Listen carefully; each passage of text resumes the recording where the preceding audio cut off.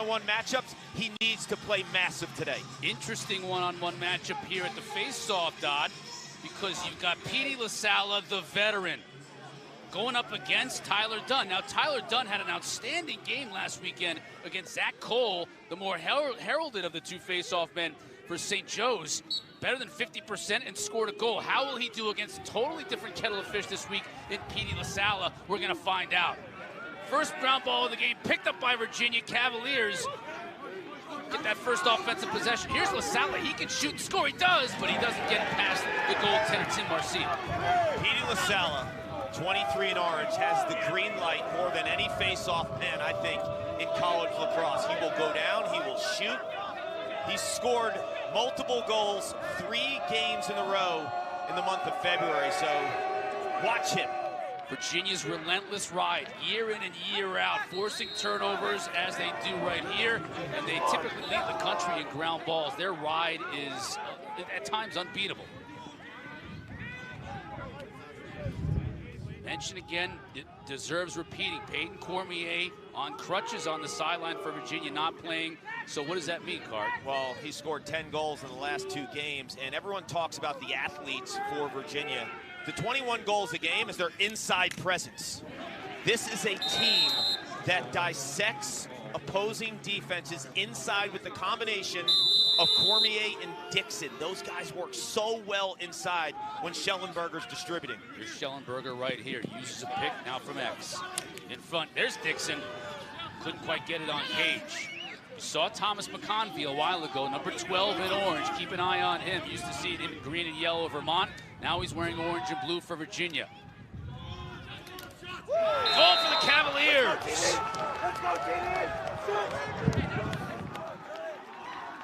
Virginia gets on the board first. We talked about Matt Collison being a big boy. Well, Virginia rolls out Griffin Schutz. In terms of just brute force, his ability to make a defender feel him is one thing. But this is the versatility of Xander Dixon, too. And you see right there, Griffin Schutz shoots right through the defense. Does a nice job in terms of the roll and coming out of that roll shot ready. But everyone talks about Xander Dixon in terms of his scoring ability. When I watched him in high school, that's exactly what he did, making those types of passes. He's more of a quarterback. So I think we've seen early in the season Dixon a goal scorer, but he could also be that second quarterback with Connor Schellenberger. Patrick McIntosh going to get some more playing time, number 18 for Virginia with Cormier out.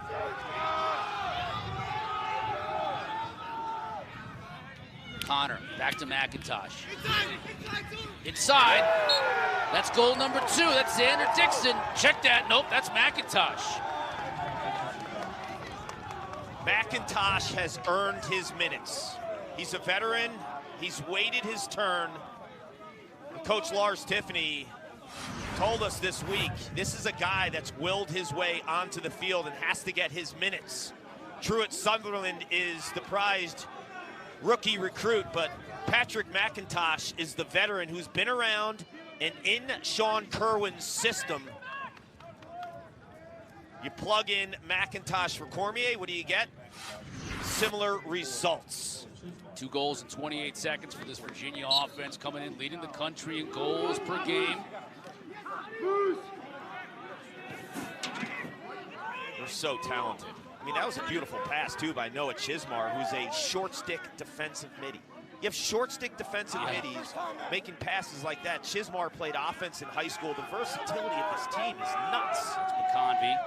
Back to Schutz. That Xander Dixon has the ball taken away from him. Battle for it in the middle of the field. Nice job scooping it to his open man. Again, that's Grayson Soliday, so they'll keep team middies on the field on the offensive side, Virginia will. It's not uncommon. You want to score 21 goals a game. It's going to come from a variety of sources. And the green light is on for all the boys in orange. And I'm worried about Johns Hopkins in terms of the quick turnaround. Saturday, they had a slugfest on this field against St. Joe. So physically, are they ready to match Virginia? Garno's shot can't get through. That one was a game that went all the way down to the wire, Carcass. Hopkins had the lead in the fourth quarter, let St. Joe's get back into it, make it a one-goal game. Virginia, they're going to want to go quickly. Schutz, back to his left. That one got deflected. Schutz right there went right to left on the roll. His first goal that he scored was left to right. So you got a two-handed monster right there to deal with. And the midfield, too. They were thinking about Schutz at attack in fall before the season started, and having Dixon's playing in the midfield like he did sometimes last year. It just didn't work out the way they envisioned it. For me, an attackman needs to be sudden, really quick in terms of decision-making and hands. Schutz is one of those 18-wheelers that's going downhill. I like him in front of the cage because he's going to get a short stick, whether it's off the pick game or the matchups. You saw his first goal of the game. That was against a short stick. He's never going to have that kind of matchup if he's playing attack. 8 shots to love right now. Virginia on top, and the whole entire game has been played on this half of the field so far. Hopkins looking to get their first, really 6v6 since the beginning of this game, and they'll get it here on the offensive end. And our first look at what Peter Millman will trot out there in this offense. Hopkins 4-2 on the year, coming in ranked number 10 in the inside lacrosse poll. Here's Grimes. Had a look, decided to go back behind cage. Russell Melendez had a huge game, number 31 against Georgetown. 4 goals, been banged up a little bit since. There's the length of the Virginia defense. These guys are like condors. Cade Sawstead.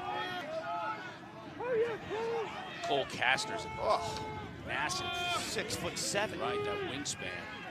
Basketball players in high school. Sawstead was a great football player, receiver.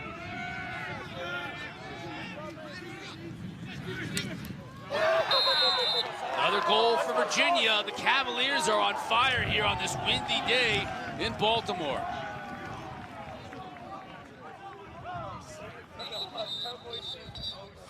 This is a team that just puts their foot on the gas. That's Cole Kastner, 6'7", doing a nice job in terms of getting into the body of Melendez, 31 for the Blue Jays, and Thomas McConvey was the nation's leading scorer from the midfield a year ago at Vermont.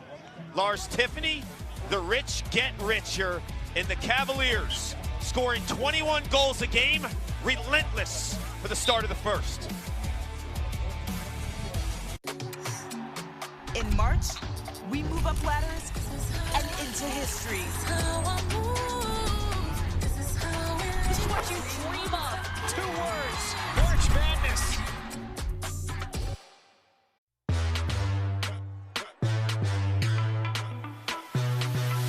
Start it up.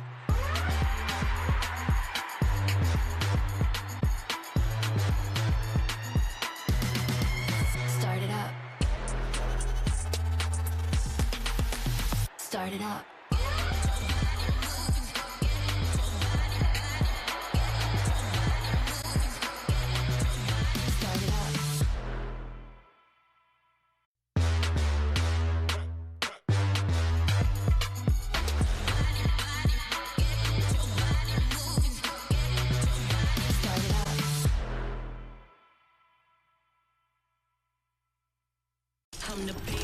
Champ Week. This is it. No more chances. Tomorrow's not guaranteed. The moment that they've been waiting for. I get goosebumps. So take the 3. He drives it. At the buzzer. Buckle up. Oh! That says it all right there. Are you serious? Let the party begin. A Championship Saturday triple header begins at 6. Then Championship Sunday begins at 1 on ESPN. All Cavaliers here early, 3-0. Lars Tiffany in his 7th season at Virginia. 2-time national championship, back-to-back national champions, 2019, 2021. Says this is the most veteran team he's ever had. It certainly is a joy to coach. And then Peter Millman, he's in his 3rd season, although when you talk to him, it's almost like it's his 1st season because he came here right when COVID started. Yep. And this is the first time he's had really a full off-season of team-building stuff and everything where the whole team could be together for the year. And that stuff's important, the culture of a team. It's, you know, a lot of people think, oh, you win on the field, you win off the field.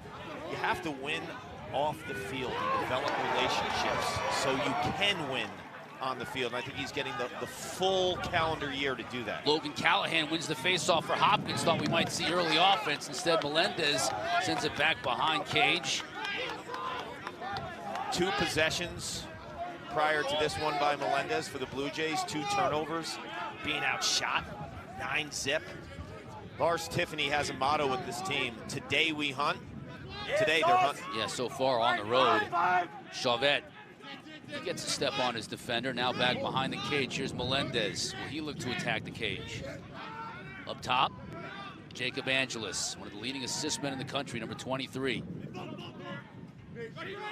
Melendez.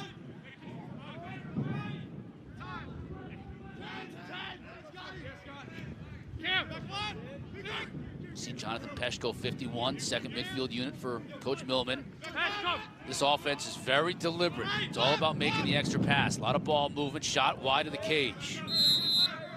I think one of the positives, the guy with the ball right now, Jacob Angelis, is turning into a quarterback and a real nice passer. You know, we talk about Connor Schellenberger understanding and anticipating cuts within his teammates. Angelis, 5 assists against St. Joe's this past Saturday. Third turnover of the game against Hopkins. Weren't even able to get a decent shot off on that possession. Evanson, former Hopkins player, now transferred to Virginia in his second year with the Cavaliers. 0 in orange. Was more of a two-way player last year. Coach said this year he's really focusing more on coming off the field when the ball goes into the offensive half. But still has the green light on those punt return type clears from end to end because of his speed. Oh, he can run like the wind. Garno, now the double team comes. Juronsky hammering him. Still all kinds of time to shoot for Schellenberger. See the change in direction, then the extra gear. Tried question marking, but it didn't work. And then a quick pass inside.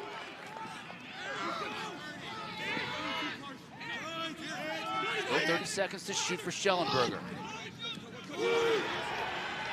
Ball dropped. Scott Smith defended nicely. It's a nice check by Scott Smith with that big matchup. Mazzone, he'll fire. Alex Mazzone, the transfer from Georgetown. Played some LSM and some close defense in his career, so he's not afraid to run and shoot. I think physically, Matt Collison, who we featured in the open, he has the matchup. I'm not sure Virginia is in any type of panic mode when Hopkins' attack has the ball. I think they're in good shape in terms of controlling those matchups. Collison, 16 and white, is a problem. Grimes. Nowhere to go. Back here over to Dylan Bauer. Grimes gets to the middle of the field. Double team comes and knocks him off his feet. Fans wanted a flag, didn't get it. Here's Collison. Just puts his shoulder into the defender. Can't get an angle though. Now he'll come back upfield. A beautifully timed double team. Gets by Angelis. Over and back turnover. Send the double when you see the back of the helmet. Collison started his role in Virginia. Masterful in terms of timing that double. The veterans, the way that they speak the same language, and Lars Tiffany told us this week, like these guys are in sync in terms of the lingo, the schemes on both ends, and that is a veteran thing when you can time your slides like that because you trust the support defense. Lacondi, help comes. Schellenberger now up top. Shot. Marcil goes down and makes the save and a quick outlet. Here we go the other way. All kinds of speed for Hopkins. Raposo doesn't shoot it, instead gets to a pole. Now the shot, beautiful save by Nunes. First time we've even mentioned Nunes' name today. That's his second save of the day, and he thwarted the early offense. Now will Virginia try to strike quickly? Already up 3-0 in this game. They struck quickly. Before you could even take a breath, it was 3-0. Things have settled in a little bit here at Homewood. Virginia Saturday, big win against Richmond. They were able to play their seconds and their thirds. It's a street fight here at Homewood for the Blue Jays against St. Joe's. That game came down to the last play, and what a physical matchup it was. Sunderland, tough angle, bounced it into the defender, Scott Smith. Though Xander Dixon dangerously almost was able to pick it up right in front of the crease, but he stepped in, and it'll be a turnover.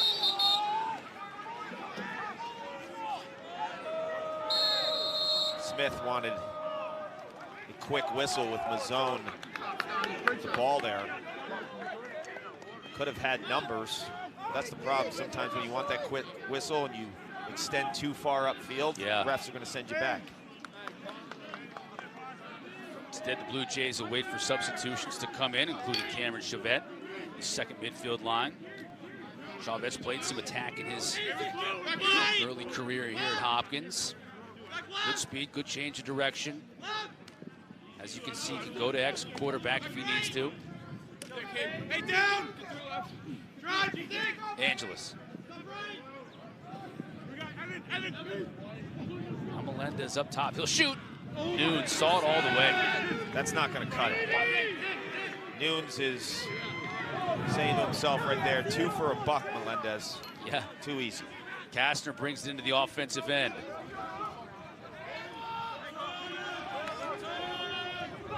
Will Corey coming out of the back box, as is Jeff Connor. Joining Patrick McIntosh. Here's Griffin Schutz. And the opening goal of the day.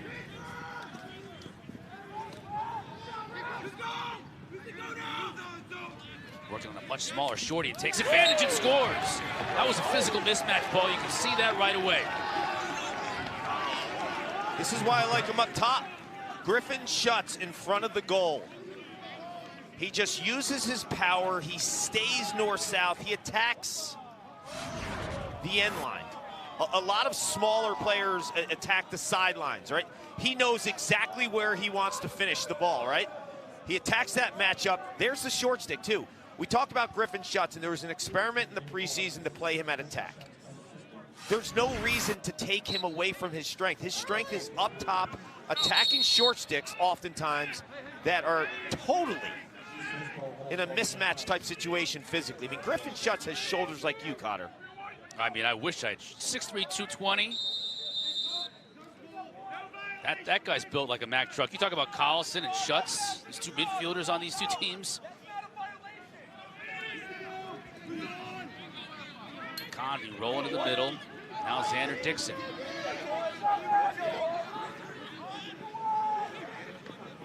Another substitution brings Connor. And look at Dixon, that's slick. Unfortunately, couldn't get the pass to Connor. Now he picks it up. Sees McConvey on the far side, and Marcille is there. Marcille's playing pretty well. This game would be much more out of hand if he didn't have the 3 saves he has. Yeah, they're finding the skip lanes. Marcille with a good stop, 55% coming into today's contest. Last year, he was in and out of the lineup a little bit, fighting for a spot.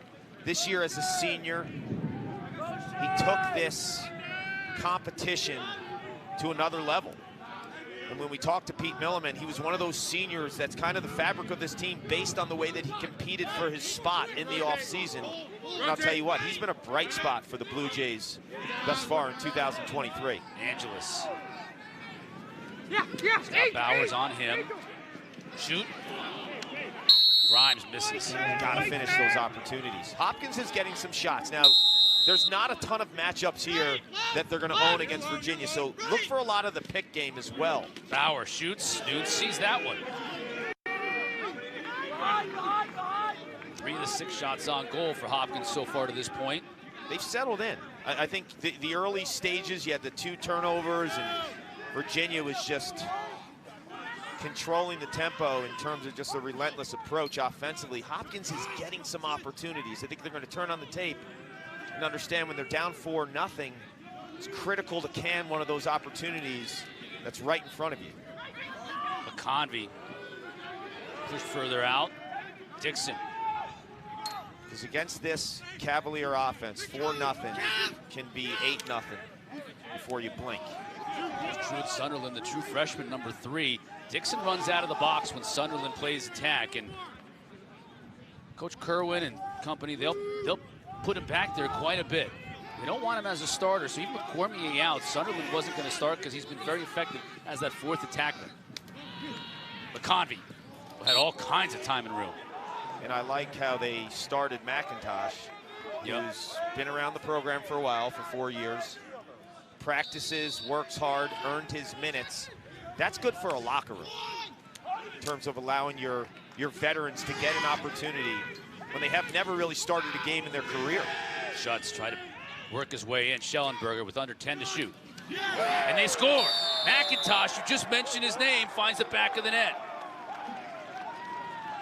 The placement on this shot is insane. Marcil, you think he's on the pipe. And McIntosh, who's a left-handed attackman, he sneaks this by Marcil. Watch here, Marcil's a righty goalie. Virginia once again finding the lanes. Connor Schellenberger's head's always up, and he hits that near pipe. You think Marcil's on there, but look how he just slips this by the Hopkins goaltender. Perfect placement. I mean, Marcil's cheating off that pipe by like 6 inches, and McIntosh finds that seam. But if you look at Connor Schellenberger too, his head is always up. He gets the ball, and instantly, a lot of guys will catch, they'll cradle, then they bring their head up. He catches the ball with his head up, almost in the same motion, so he sees where that next pass is going almost before he catches it. Big possession here for Hopkins, trailing 5-0, final minute of this first quarter as the clock ticks down at Homewood. Beautifully sunny day here, but really windy and chilly. Big time gusts blowing through here. Quint was here on Saturday. What do you have, like double layer hats? I saw that photo. I thought that was in Siberia. He's a little extreme. Here at He's a little extreme. Quint's out of Tulsa right now for the Big 12 Wrestling Championships. Saw a little bit of that last night. ESPNU. Ryan Evans finally healthy, running with the second midfield line for Hopkins. Good to see him in there, number 49. They want the last shot here. Got the shot clock at 25, game clock 35. They do not want Virginia to have another opportunity. You want to tack around 15 because if you have the backup, you'll get a second opportunity. Do not wait. Angeles with a couple of hesitation moves, but he can't free himself. I mean, just Sawstead is all over him. Clock winding down inside of 20. Peshko's going to have to let it go behind the back pass. And it's a turnover. 13 seconds for Virginia. 5 turnovers in this first quarter for Hopkins. Not a recipe for success, but Virginia will do that to you. Schellenberger, if there's somebody to throw the long pass to, it's him, but Virginia's going to have a hard time getting a shot off, and they won't. Horn sounds to end what was a fruitful first quarter for Virginia on the road. Their dominant ways this year continue. The #1 team in the country on the road. They struck often, they struck early. 5-0 through 1. Cavaliers on top.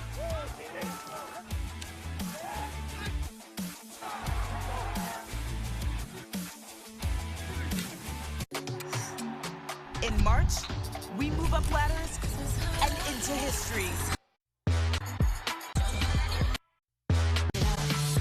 Not getting 6, then. In this great rivalry, let's go back. A battle to the bitter end to 2003. Look at the block lettering on those Hopkins jerseys in the quagmire against Virginia. A battle to the bitter end, and it was bitter for Hopkins players and fans as the Cavaliers celebrated the national championship. Look at the disappointment. Let's fast forward, though, 2 years later, national semifinal again. It's Virginia and Johns Hopkins, and this time, the Blue Jays celebrated. They advanced to the championship game where they would eventually cut down the nets. An undefeated national championship season 2005, and lo and behold, look who we have, Kyle Harrison in the booth right now. Boy, you had a lot of smiles on your face after that game, and you got one here in the booth. That's good because you're probably not smiling a whole lot watching the action in the first quarter. That's all right. Long game. Just getting started. So you got a lot still to play. That's right. I'll tell you what, I've been watching the sport for 38 years. He's one of the true ambassadors of all time. But championship weekend, I know that the 2005 title was so sweet because I think it was an 18-year drought, right, that you guys had. And for me as a fan and someone who loves the game, I think of 4 iconic goals in my 38 years championship weekend. It was Joey Seibold for North Carolina in 1986. He had that jump shot against Virginia. Yeah. Gary Gate with the air gate. And then your jump shot in the semis that we saw. That always has stayed in my brain. And then Chris Cloutier for North Carolina in 2016. So when I see those things, I think of the bigger picture of championship weekend, and you're in it, my man. Oh, I appreciate that. Honored. Petey LaSala with the skip pass. 23 still on the field after winning the faceoff. Virginia to start this second quarter.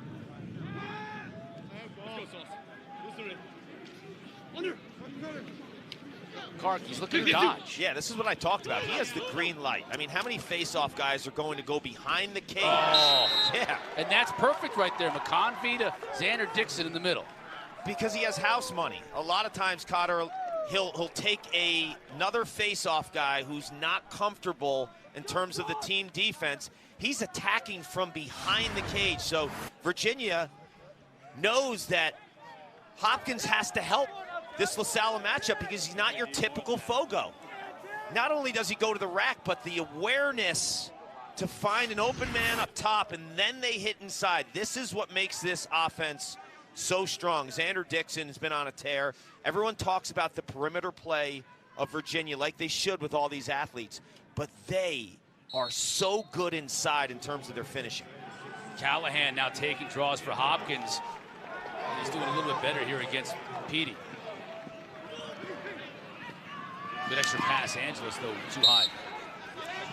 Yeah, so that was a big possession for Hop there. Needed to hang on to that ball, and you're never going to score 6 in a row, right? So we got to get one first. So mentally, we needed that one there. Tough not to back up that shot. And that's a great point, too, Kyle, because so many times when you play Virginia, the way that they score, you know, the one goal at a time mentality, you have to embrace it because you can't think of the scoreboard at, 6-0 right now. This is a team that has put 12 goals in the first quarter against a team like Harvard. Absolutely, absolutely. Got to ask you, though, like when you think of Virginia, like big picture over the years, when you played against them, what's something that you see maybe in the team now that you saw back in like 2003, 2005? What's a staple of this program from a competition or opponent standpoint? Yeah, absolutely. They're athletic in the midfield, they're mean on defense, and they're skilled at the attack. And I think that's how this team's put together. Jaronsky feed into the offensive end. Angeles. He'll wait for help. To Kyle's point, too, when you think of those ingredients, the one thing over the years with Virginia, statistically, that they've always been so strong at, they own ground balls. Oh, absolutely. Middle of the field. Absolutely. Athletes all over the field. And I think with this possession for Hop here, we need to see someone win an individual matchup. We have a handful of turnovers in a row here. How about this? Somebody's got to beat someone. Yeah, has to be the guy. Out on the inside is in. Melendez, extra pass. Now somebody got the shot to go. And it was Cramp. How about Ian Cramp making the most of his playing time at attack for Hopkins? We talked about Marcel as one of those veterans earning his minutes, right, as a cemented starter. Cramp's one of those guys off the bench who's making his presence felt as a scorer and a shooter.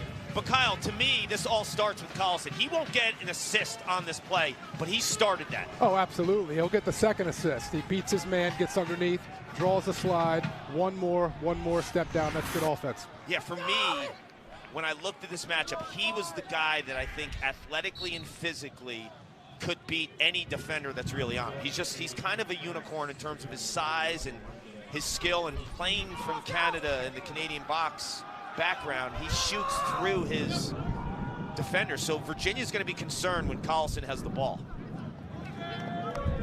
Schutz trying to take advantage of some substitution confusion now. Turnover on the play.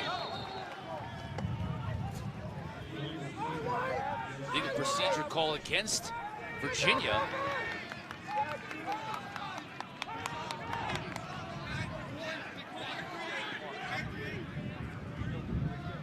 Degnan over to Evans. Got Chauvet on the field as well on this line. Here comes Peshko.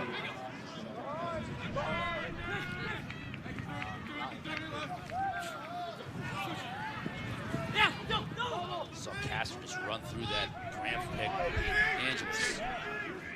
He's the feeder on this team. Just has sauce that draped all over him. It's like a foot difference in that matchup. Nuts. Peshko up top. Still 30 seconds to shoot, so plenty of time for Hopkins.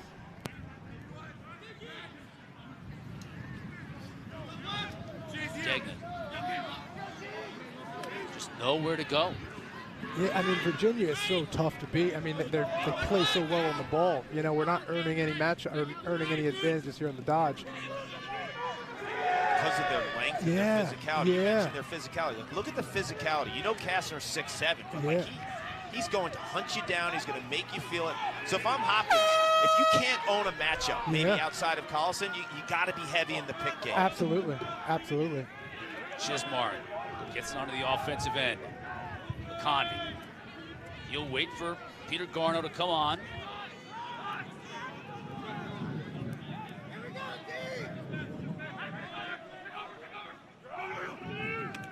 Double team comes for Garno. In a little bit of trouble at the top of the field.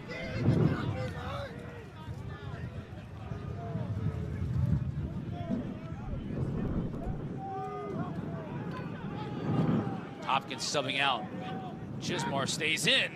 Tried to feed a pass to Xander Dixon too high, and Marcel had to go up and make the save, but here comes Hopkins. Dronsky will shoot and score! That'll juice up that sideline. Hopkins cuts the advantage for the Cavaliers to 4.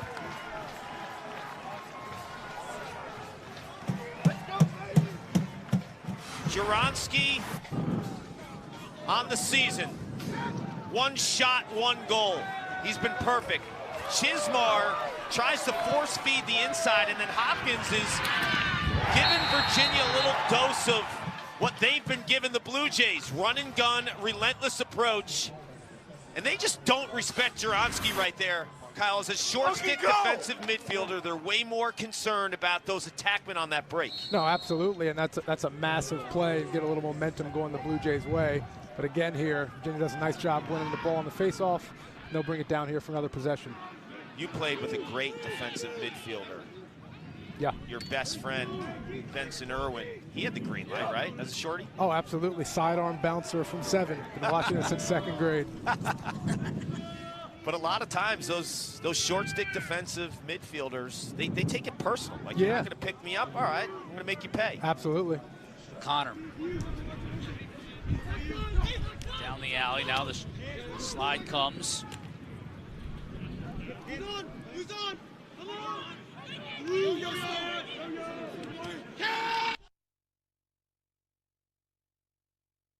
Schellenberger just got a little bit of an inch. Wasn't able to beat Marcel. Henke keeps the play though.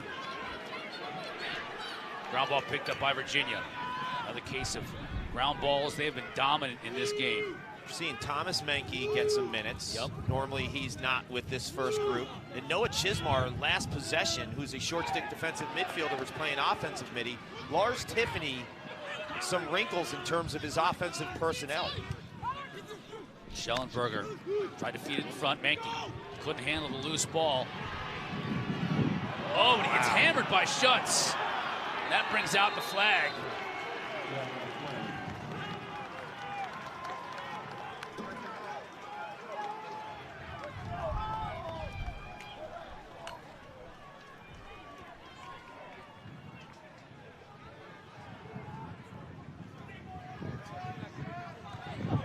Foul zone orange, 26, illegal body check.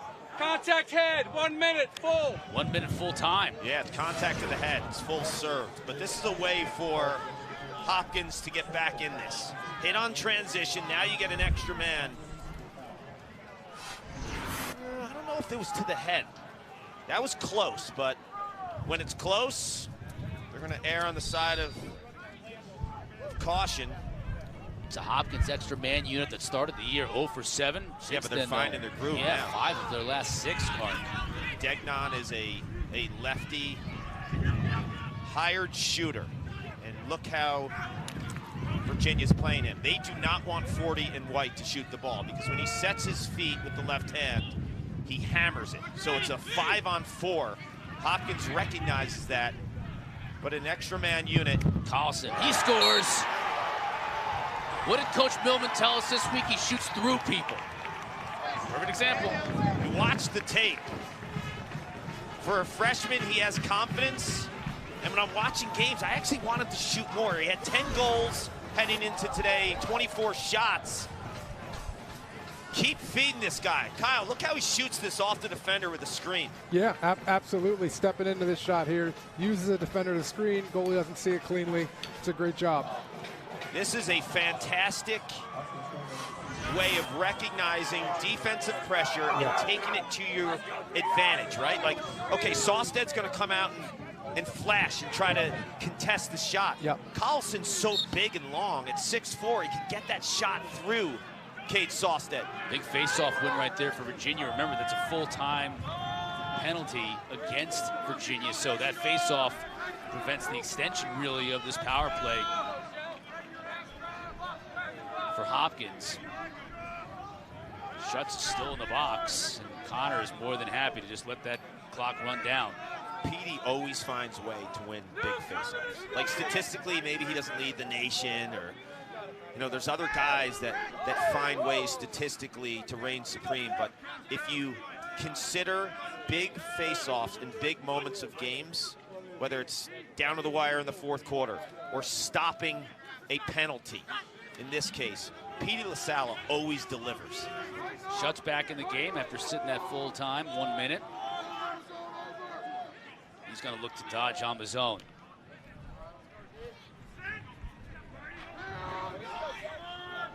Dixon.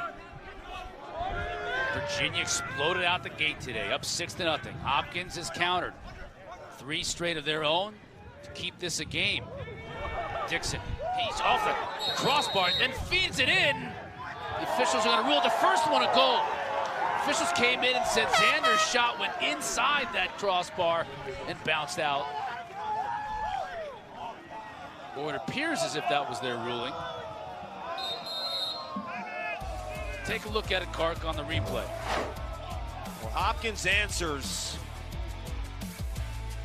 with 3 straight, but when you're playing the University of Virginia, you're dealing with Connor Schellenberger and Xander Dixon at the attack.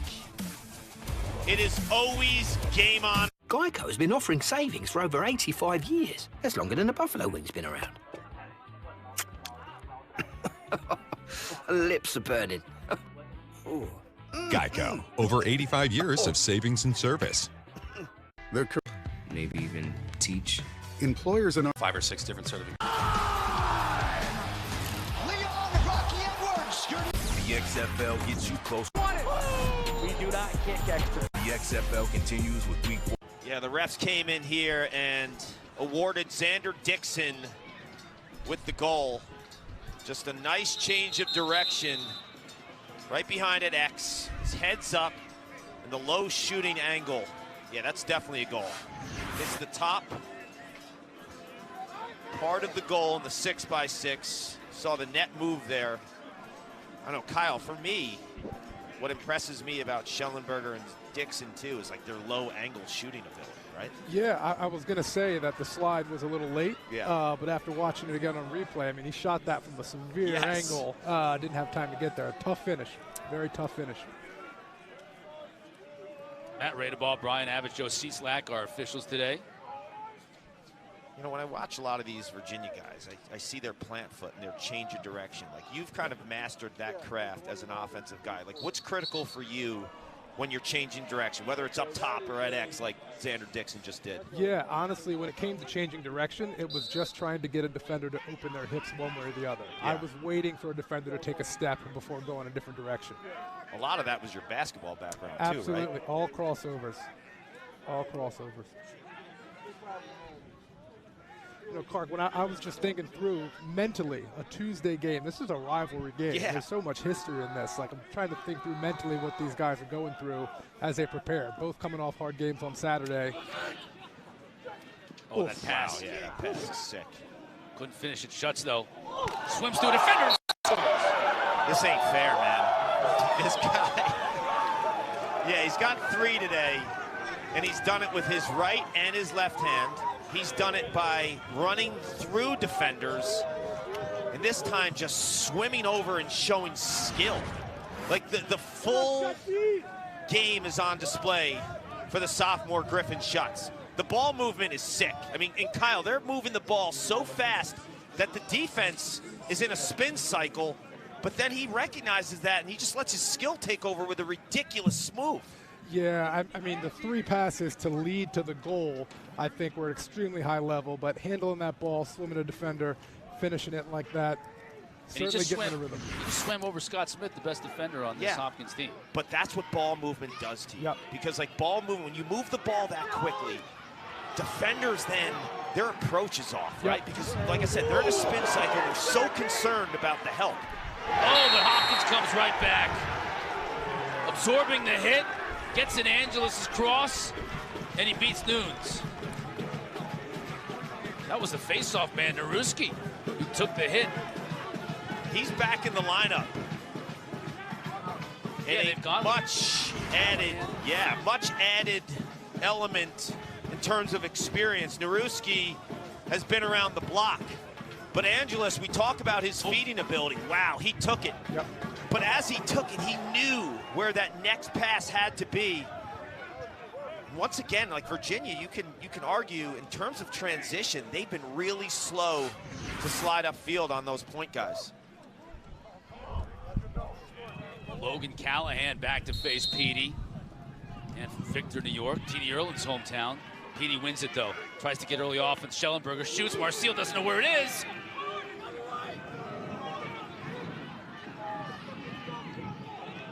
Connor trying to track it down. Mazzone is as well. Callahan still in the fight.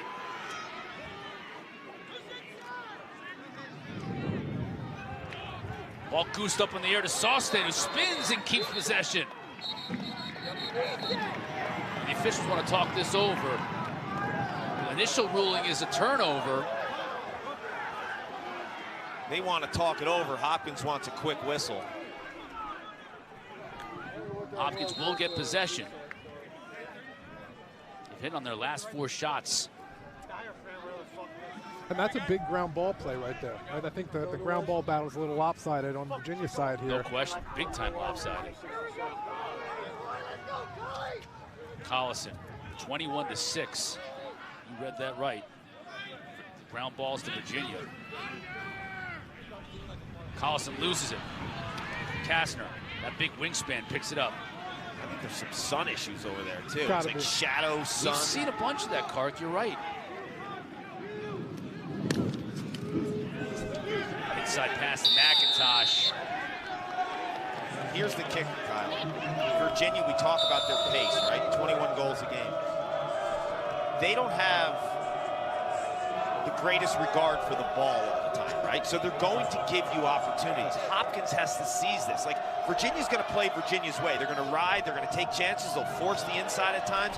Hopkins has to capitalize on these extra chances. Smith can't get away from Kastner. 2 poles battling. Now there's a big ground ball. Bauer just bustling his way to freedom. Gets it to Nunes. Cramp all over. The issue, though, gentlemen, is when you're Hopkins, if you get an opportunity, but you turn it over right away, you're asking your defense to play way too many reps. And now it's attack mode again. So these guys in white have been playing so much defense already in this second quarter. Flag down. We're going to delayed call here against Hopkins.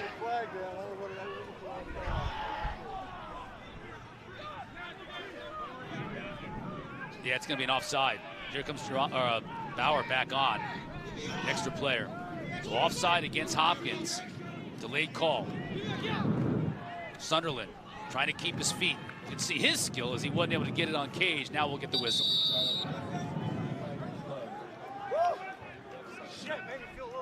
And those are the ones that kill you. When you've played hard defense, you get your stop, you turn it over, you're going down the other way. Now you turn it over, they come back and they're back on defense again, and now we have a foul. Exactly, and that's kind of what I was getting at. They'll push so much, and the pace is so relentless that if you're Hopkins, you have to maximize those opportunities when you do get the ball. You can't turn it over immediately, to your point. He came in to be 2 minute men again. No. We did have one guy. He was already on the field. And Coach Millman is giving Matt Abbott the business here at the middle of the field. Was not very happy with that call. We got 30 seconds offside. That call's going to stand. We got illegal substitution. 77 what? 30 seconds.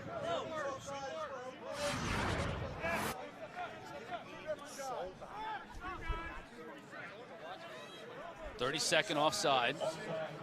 Coach Millman still arguing the call. Thought he had one back. Here's the bad news for Coach Peter Milliman and Hopkins. Virginia's extra man checks in at 66%. Good units are typically around 40, 45, 66. And when you watch them move the ball, when it's 6-on-6, it's scary. When it's 6-on-5, Kyle, it's frightening. And all you younger players out there watching, watch how their sticks are always ready to pass or shoot. Up by their shoulders, up by their head. Inside, finished by McIntosh. Right on cue, 18. Right on cue. It's like hot potato. The ball is spinning. It's not catch, cradle, bring the stick back. Everything is right off the ear. Yeah, absolutely. Again, as your younger players are watching it, these passes, it's tic-tac-toe. Always by the ear, one cradle and out. Nobody reaching for it, easy finish inside, tic-tac-toe. McIntosh, quietly, Cotter, is having a game. The big story was Peyton Cormier. 10 goals in the last 2 games. He's been a guy who's been a huge scorer for national championship teams. He was out with a lower body injury. McIntosh, who oftentimes minute-wise wasn't the next guy up. It's true at Sutherland. Yeah. But they like him as the change of pace. So Lars Tiffany said, you know what? McIntosh has been working so hard in practice, earning his reps. He gets the start. Cormier's out first half. He's got a hat trick. Hat trick. He came in with 4 goals on the year, Cart. The depth's scary of this team. I mean, Virginia's seconds can compete with a ton of teams nationally. And Chismar subs out. Petey LaSalle stays in. But look at LaSalle here. They know he's a threat. He's trapped Hopkins face-off specialist, so they're 5-on-5.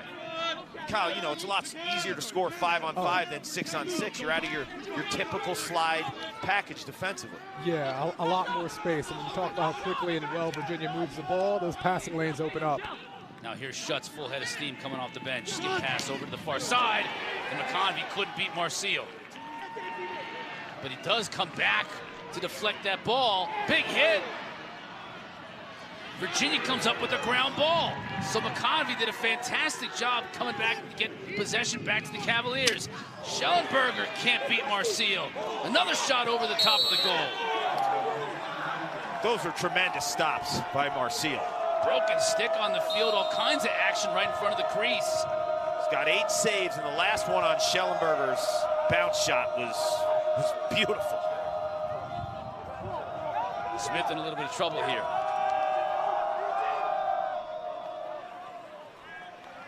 Cleared by Grimes.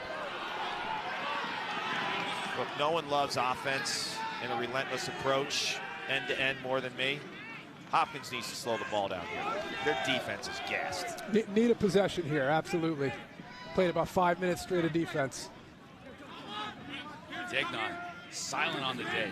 Got a little bit of space here now. He thought he might fire with that left, Kark. Opted not to take that shot on the run.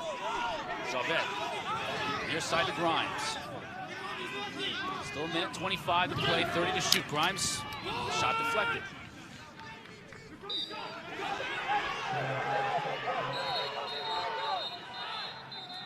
Now we get a timeout. Lars wanted to call a timeout with the dead ball. Minute 19 left to go in this first half. Hopkins still has 28 seconds to shoot on this possession. That's a good timeout by Lars Tiffany. You can't take him to the locker room with you. Probably saw some personnel issues, and now he'll throw a wrinkle maybe in terms of his defense. Not big on zone, so I wouldn't expect zone here. But he'll get the right personnel in terms of his short stick defensive midfielders against Hopkins' top unit here. Kyle, what do you make of the experience of this Virginia team? Kark and I talked about it a little bit early on in the game, and Lars said it. This is his most experienced unit ever. There are guys on this team, as Kark, you know, you and I look at the beginning of the year, and we just say to ourselves, that guy's still here? Senior, fifth-year senior, and because of COVID now, some of these players are here 6 years. Yeah. And it goes such a long way as you get deeper into the season, right? Those older players that have had that experience. And then I think as I was just watching the last Virginia possession there, you know, Schellenberger, I am so impressed with how patient he is. Yes. He is in control of the game the entire time. I mean, I'm watching how they play. He's had a couple second assists. I don't think we've called his name a ton in terms of getting points, but he's initiating and running everything happening down there. Think about this, too. Connor's had Jeff Connor, Xander Dixon playing with him the whole time he's been here. Guys like Peter Garno, Will Corey, McIntosh that we've seen today. They've just been together for 4 or 5 years. They have. And Schellenberger's the glue. And I think Kyle makes a great point that I want to expand on. Schellenberger has some of these second assists. He is such an unselfish player. Like, when you watch him, he never chases points. I spent some time with him last week down at Virginia and spent the day in terms of just kind of just going through his DNA and the way that he practices, the way that he prepares. He's one of the most selfless superstars I've been around. And you just know, like, when you say patience, to me, that kind of coincides with him not chasing points. Like, you never feel like it's about him. Absolutely. Well, now it's about Hopkins offensively. Wanting to get one back here before the end of this first half.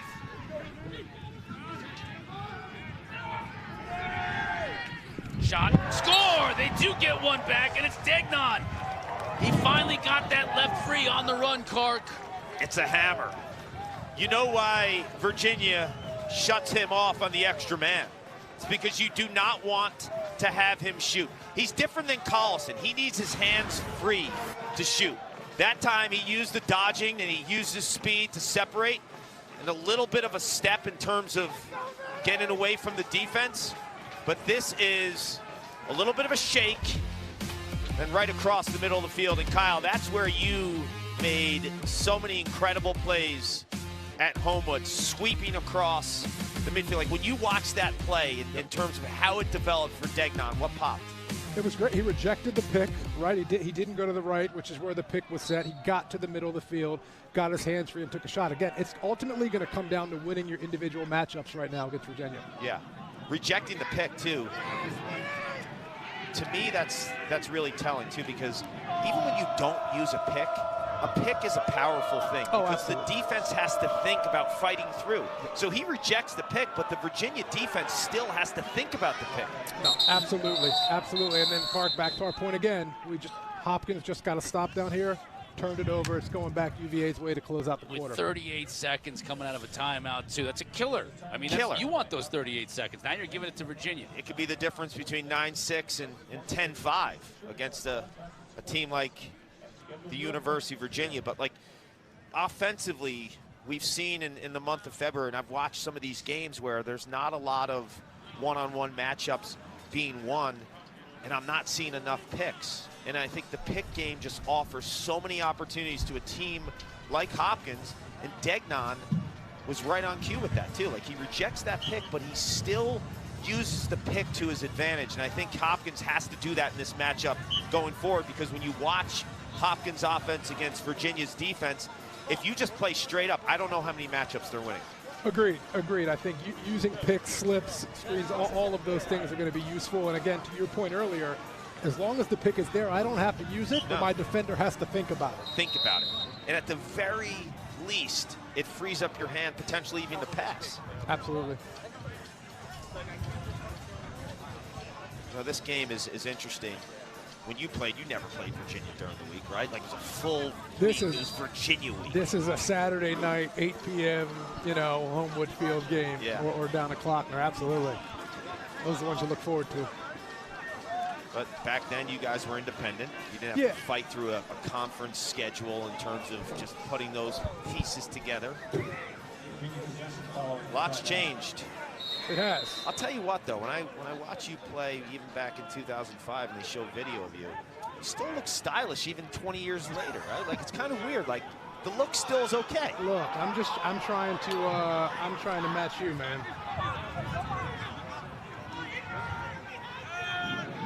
This is a big possession both ways right now.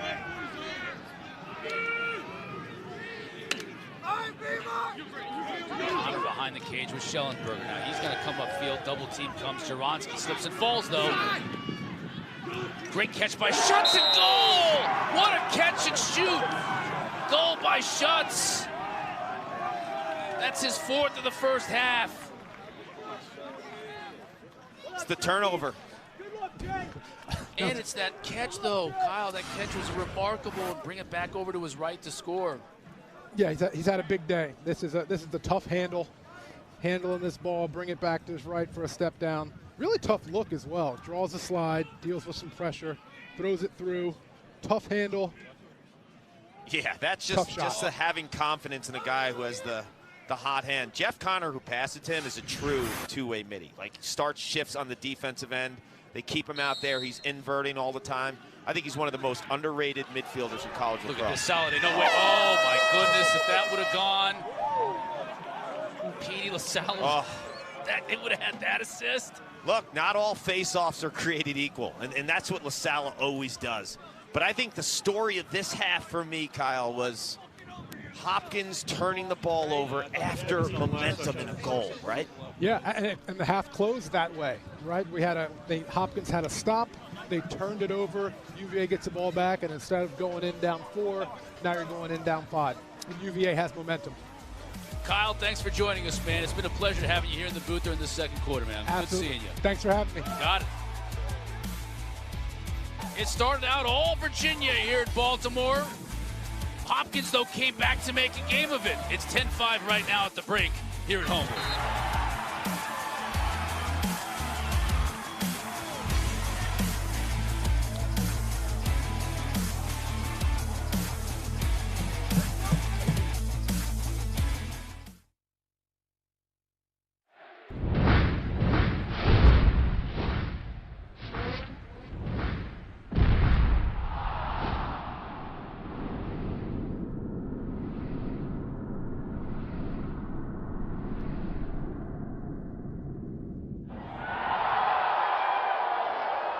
Pepsi Zero.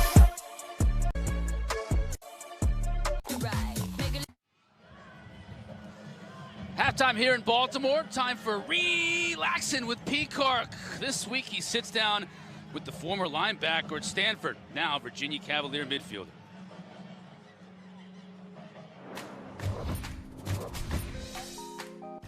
Ricky, lacrosse is your first love, and after 4 years of football at Stanford, why was the time right to come back to the sport? I think, I had a great career out there at Stanford. Loved playing football with those guys, loved being in California.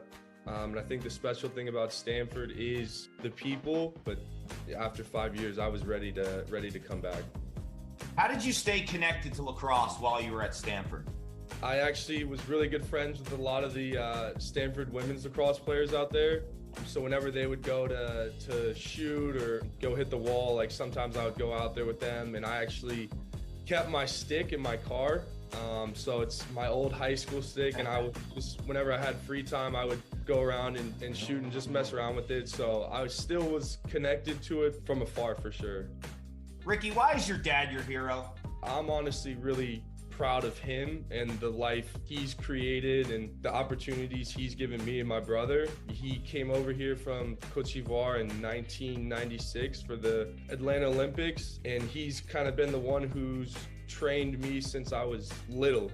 And he never really pushed it too hard on me. He kind of let me develop it myself, but he was always there to guide me. I credit him with making me into the athlete I am today. Ricky, what's up with that jacket you're wearing? This is actually the jacket that my dad wore at the Olympics. He handed it down to me, and I kind of wear it with pride. So it's got, and then Cote d'Ivoire on the back. So, Cote d'Ivoire, which is the Ivory Coast, correct? Yep. Yes. Yeah. So I saw this in his closet one time, and I was like, Dad, I'm gonna need that. How did you get involved with sewing? Yeah. I think a lot of it had to do with being out in California and seeing a lot of different styles that I wasn't really used to seeing on the East Coast. My mom was happy because my dad's the athlete, but my mom was actually a theater major, so she's the more artistic side. When I told her I wanted a sewing machine, she was like, finally, like, some of me is in there in him. Every championship team has pieces to a puzzle. What piece do you feel you can add to this version of Virginia lacrosse? The name of my game is physicality. I love contact. I love getting up and down the field. In terms of my dodging ability, I love going at players, and I think that's the biggest piece that I add to this team. I add physicality, speed, athleticism, and an already, loaded group. And now it's just about fine-tuning that, making sure we're all gelled and ready to go for the start of the spring.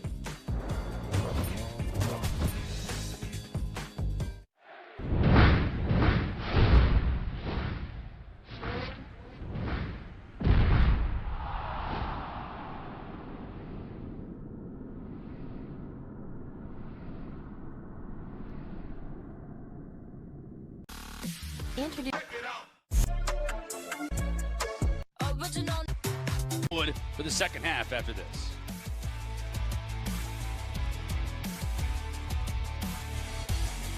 Geico's been offering savings for over 85 years. That's longer than a buffalo. And service. Hang on. Please.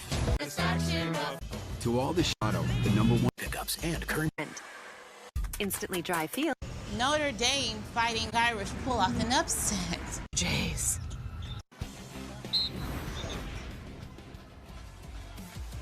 You're watching the Big Ten on ESPN. Johns Hopkins, Virginia, halftime, getting set for the start of the third quarter. 16 national championships, NCAA championships, I should say, between these two teams. 10-5 our score. Chris Cotter, Paul Carcaterra with you. Peyton Cormier out in this game. He's on crutches on the sideline. So what does Virginia do offensively? They look to a couple of other pieces, and they really stepped up. Plug and play, right? Yeah. Patrick McIntosh, his replacement, 3 goals. But for me, Virginia's the leading goal-scoring team in the country with 21 goals a game. They're on pace. But because of their pace, they're actually giving Hopkins opportunities to get back in this game. But careless mistakes by the Blue Jays puts them in a tough spot right now. You mentioned Griffin Schutz. He was phenomenal. We really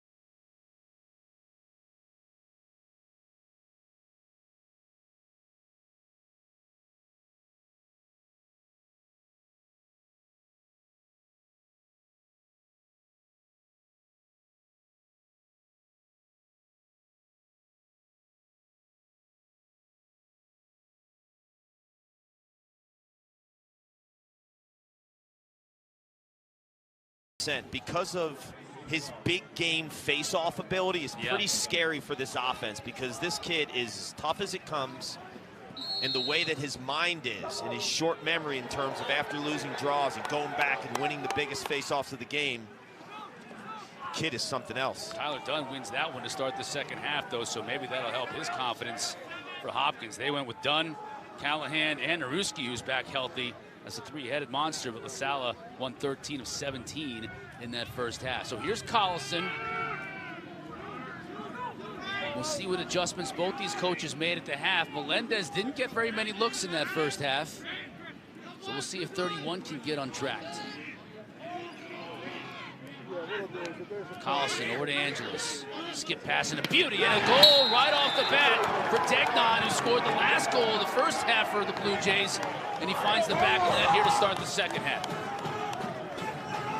The evolution of Jacob Angelis has kind of defined this offense in first-year offensive coordinator John Crawley. They move him from midfield to attack.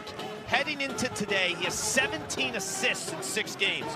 The true quarterback, the passer of this team, who could also find a through pass. This is a next-level pass in lacrosse. I call it a through pass. Through the defense, through the sticks, to the weak side of the defense, with a shooter who's going to be ready to unload. So this is a beautiful pass by Jacob Angelis.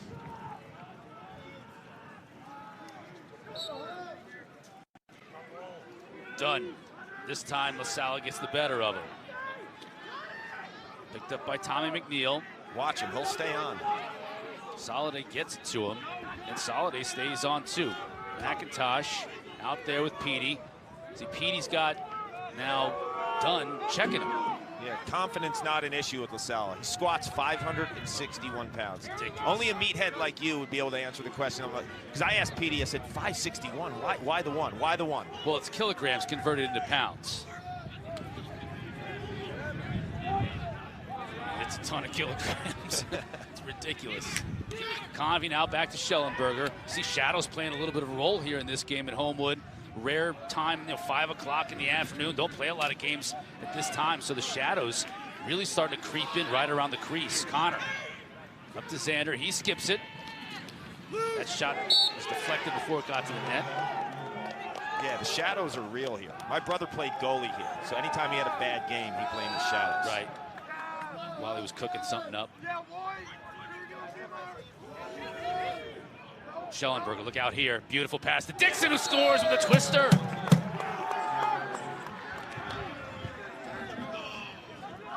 I mean, it's just selfless lacrosse, and it's understanding your teammates' strengths. Connor Schellenberger has different rules for different players, right? Like Peyton Cormier and Xander Dixon, when they crash the pipes, he's going to feed them, even if it looks like they've lost an angle. So there's a two-man game. We talked about the picks, just causing problems and giving that extra beat to find a pass, too. Picks are just as relevant for passers as they are for dodgers. And Connor Schellenberger understands that. He gets the pass from Connor, Jeff Connor, right off the pick, and that gives him time and free space for the defense then to look at him, and then he passes to Xander Dixon. Xander Dixon's one of the best, like, crash-the-pipe finishers out there, if you know what I mean. Like, right. He doesn't need to be right in front of the goal. He could crash the opposite pipe with little angle and still sneak that in. Another draw for Petey.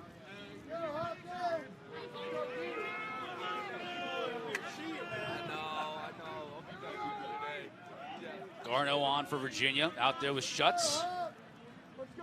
And McConvey. Look how Schutz wears his arm pads, too. His elbows are completely exposed. Doesn't even care. Xander, that just missed the top. Sails that one over the netting. Ricky Miezon, by the way, haven't mentioned his name today. He's injured. Made the trip, drove up here on his own, actually, but he's in street clothes. He's in sweats, has a banged-up shoulder earlier in the week. Lars said he may or may not play, obviously opting to rest him a little bit, the transfer from Stanford. Yeah, you saw the halftime piece I did with Ricky, and he's a wonderful, wonderful young man. Bright as can be, big-time competitor, starting linebacker on a Pac-12 team. Extra pass to Garno, and he buries it. So no Cormier, no Miezon. You got Garno having a big game. McIntosh having a big game. Schutz having a big game from that midfield. Garno finding a groove with his shooting stroke is so big for this offense. It takes it from, like, great to ridiculously great. And I'll tell you why. Because they have all the Dodgers. They have the inside presence. Garno is the guy with the best outside shot. Because of all the attention on the dodging, because of all the attention of worrying about Xander Dixon and Peyton Cormier and Patrick McIntosh inside, he is going to get looks with his hands free, with his feet set. Last year he went through a little bit of a shooting slump. If he finds his groove, honestly, I don't know if there's any questions about this offense, right? Because the only thing I can think of is, like, who's the big-time stretch shooter? It can be Garno. Right. And if he checks that box, this offense just goes to another level. which is pretty scary to think of, although Schellenberger, the very rare turnover in that particular case. Very rare for Schellenberger, but it does happen.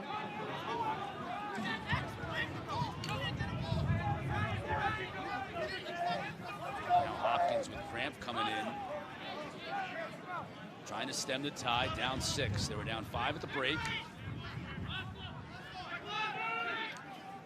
Angeles.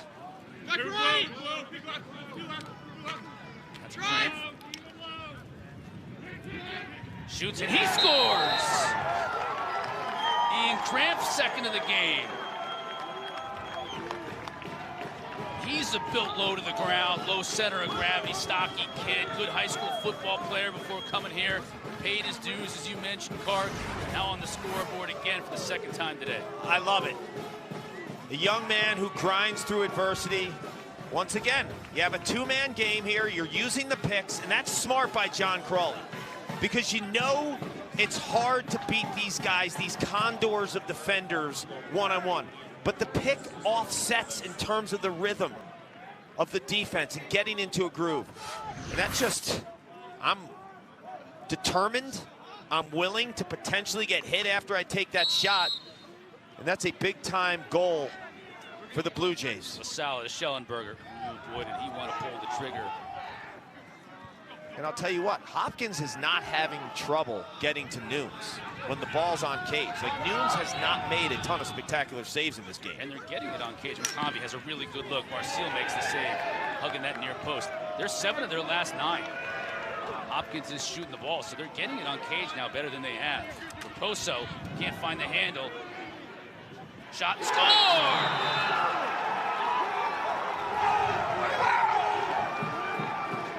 Nunes has 3 saves.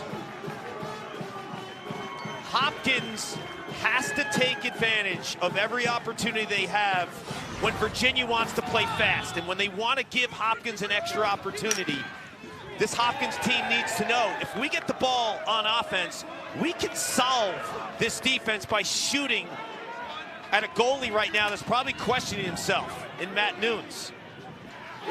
Ball jars loose. Cramp. How much room are they going to get? Once again.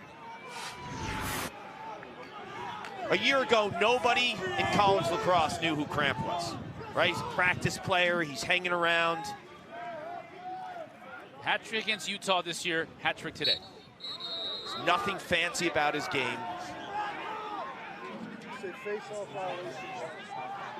talk to Peter Milliman, and he says Ian Cramp wants to go into the military eventually. His father's a police officer.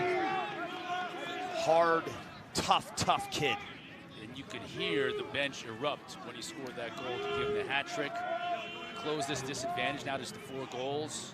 That's the beauty of playing veterans that oftentimes take a while to hit the field. Your teammates recognize that. Like, the locker room gets behind those kinds of guys. They know Cramp's been digging for years to get this opportunity. That goal moments ago. Yeah, Garno, Patrick McIntosh waited his turn. That's the beauty of a culture of a team when you come in as a freshman, and that's why a lot of times people question the transfer portal.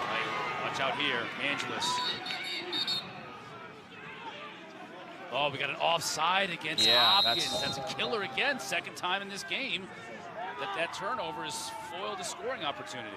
Back to the whole transfer portal thing, Cotter. A lot of times, like, if you're too aggressive in the portal, you bring a guy in, and then a guy like Ian Cramp never gets that opportunity, and that's not sometimes the greatest thing for the locker room, right? Like, you want your classmate, a guy that you know that's grinding. Oh, finds the far corner. How many times has Hopkins made a careless turnover or an offsides that results directly into a Virginia goal? Right, they can't seem to get it closer to 4 goals. It goes back out to 5 or 6. There's been a tremendous amount of bright spots with the Blue Jays. And I'm not just talking this game. This year, they're better on ground balls. They're playing tougher. More assisted goals. Look who fed that ball. Look at the placement of that shot. The placement is ridiculous, right? You catch it, you dip your stick low, and with the flick of a wrist, you sting the opposite corner. but Griffin Schutz was the passer there. Like, he has showed on tape. Like, if Griffin Schutz wanted to put together like a draft-eligible type of game to show your full arsenal, like he is a guy that would just jump off the page when you watch like the 4 or 5 of his best plays today. Right hand, left hand, feeding, dodging underneath, dodging up top, swinging defenders, passing.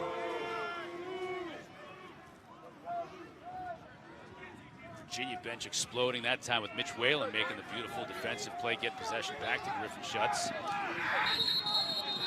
Now we'll get a moving pick. There's another opportunity for Hopkins and a delayed call going against Virginia. Yeah, I think Schutz, they're going to get him with a slash. Can Bauer and company take advantage? Got to clear it first. He does that. So Dylan Bauer will set things up offensively for Hopkins. Delayed call against Virginia after the turnover. Collison got the shorty Zinn on him. Zinn looks big, doesn't he? Like he's put on some weight. Yes. Still lightning quick, too. Definitely thicker. Sunday lifts down in Charlottesville after Saturday games. Trying to catch Petey LaSalle at the squat rack. Here's another example. Now they'll get the call, but it was a free play. Yeah. Turnover, unforced error against Hopkins. 26, procedure, 30 seconds. Orange 26, illegal procedure, 30 seconds. So just a procedure call against Schutz, so it'll be 30 seconds. I thought they'd get him with a slash. Yeah. There he is. He's talking about the elbows, right? Yeah, nothing. Look, that's how you would wear arm pads. I don't know. I'd still want some arm pads. All bruised up. I talked about him earlier, right? Like, this is the game where you just know his potential when you turn on the tape, right? Like in the NFL draft, everyone's talking about Anthony Richardson, the quarterback at Florida. You turn on the Utah tape from the beginning of the season, where he just does some plays that no one else can make. This is the game for Griffin Schutz. 32nd man up for Hopkins.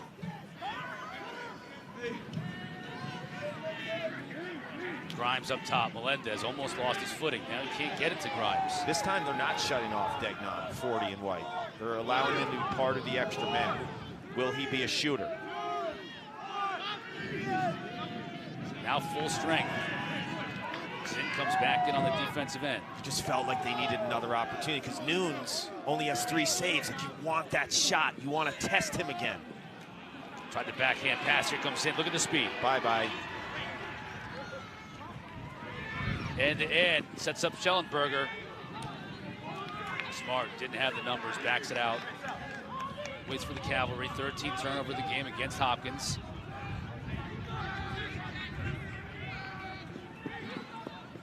Yeah, that's one that I think Hopkins is going to look back, and you have a goalie on the ropes. Your extra man, down 5. McConvey. Back behind, Schellenberger had to block it with his body. Now Smith gets in. Connor will work a little 2-man game with Schellenberger.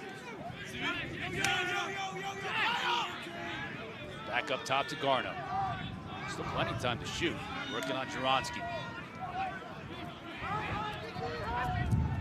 That's a tough pass to handle from McConvey, and he cannot. So here we go again with Hopkins. You got some numbers. Angeles, he's the feeder, skips it to the far side. Juronski has a goal already today. Wisely doesn't let it rip. Angeles sees the field well. You know about his pass, and he leads the team in assists by a lot. I feel like he has a really good sense of the way offense should be played. 23 and white. Began his career as a midfielder here at Hopkins, moved down to attack. Super quick. Came into this game second in the country in assists per game. Collison. Working on a much smaller shorty. Chismar trying to roll in and look at the physicality. Melendez, extra pass, shoot, score! Good ball movement, Degnan with the hat trick now. Starts with the big guy again. That's the second time he's had a hockey assist. You won't see it in terms of the box score. But 16 in white, who's a Canadian. And when you watch him play, there's a lot of non-Canadian attributes here, Cotter. He uses both hands, understands the pressure here, and Virginia wants to help on Collison and only Collison, and he makes him pay.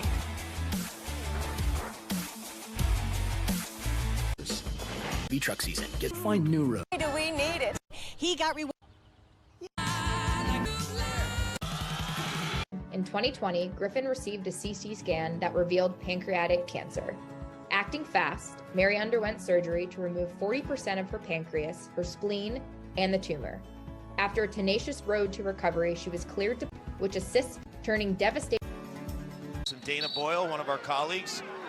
Beautiful story on Mary Griffin from Virginia Tech, fighting through adversity and being an incredible lacrosse player, better teammate, an even better person. Yeah, Mary, we had Kyle Harrison here in the second quarter up in the booth. Come on up. Still got the fourth quarter still to come, 5 minutes from now. Plenty of time for you to get to Homewood. Come on up into the booth. We could have a good fourth quarter on our hands, too, because right now Hopkins, they've solved Nunes. I mean, Matthew Nunes has allowed 9 straight shots past him in this game. He hasn't made a save since the first quarter. It's insane when you think about it. And Matthew Nunes is a very, very high-end goalie. This just isn't his day. Well, think about the way he started this game. He made 3 saves in the first quarter and didn't allow a goal. It was a shutout through a quarter. It's been a bizarre game, the ebbs and flows. Now we're going to get a delayed call. Hopkins is going to go extra man. Be a slash. That's going to be a minute. If you're this unit, you have to get a shot on goal. Like, if I'm Hopkins, I'm saying to myself, Matthew Nunes, prove to me you can make this stop. Hopkins 1 for 3 man up today.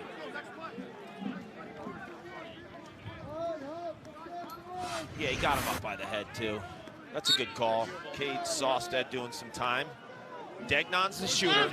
Number 40. Angeles is the passer, 23. It's Melendez behind the cage, got some room, and he scores! We finally hear from the Marquette transfer. And the lead is down to 3 for the Hoos. Quinn Kesenick asked me earlier in the season, who's your penny stock? Who's a guy that maybe is flying under the radar? Buy now, because that stock is going to soar. He was my guy, and he's shown flashes this season, but he's been a little nicked up in and out of the lineup, playing some attack, playing some midfield. But he just lulls the defense to sleep a little. That initial pass fake, right, to the wing, I think caught the defense in a spot that they didn't want to commit to him, right? They were more concerned with the righty wing shooter there. And Melendez recognizes that, the little pump fake, the hesitation, and then the crash. If you notice too, like once he decided to go, he was aggressive. And Logan Callahan beats Petey. Possession to the Blue Jays. Still all kinds of time in this game. 4 minutes left in the third quarter. This game was 6-0 early, and the Blue Jays were in big-time danger of getting blown off their own field. Pun intended with the 40-mile-an-hour gusts here today in Baltimore, but they hung tough, and now it's a game. Grimes not going to run away from sin.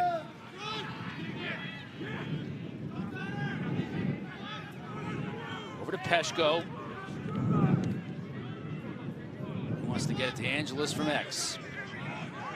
He'll work on Sawstead. A great matchup to watch this all day.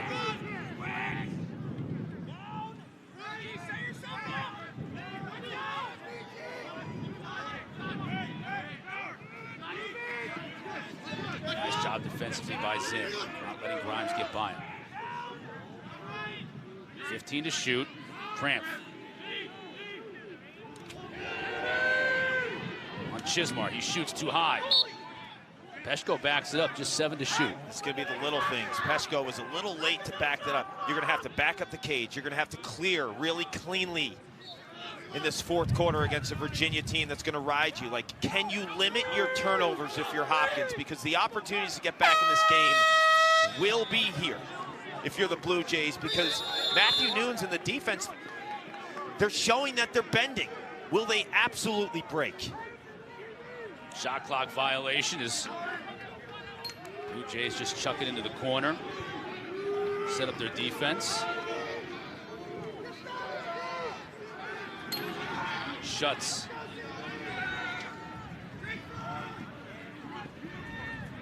Carson Brown is on Shuts.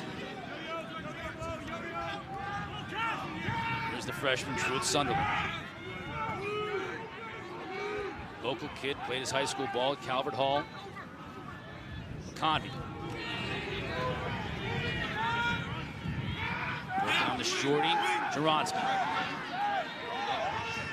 He's doing an outstanding job. Now up top, Schellenberger. Finds Dixon. Shovel shot wide. Stays in play, hits Sunderland in the leg. If you're playing Virginia, you have to be so cautious of the inside. They force feed the middle right above the crease as well as any team in the country. It's the little subtle movements to get open inside, but it's also the confidence they have that everyone catches everything on this team. Swim move by McConvey, hits the outside of the pipe. He's going to win the race to the end line, so a fresh 60 for Virginia.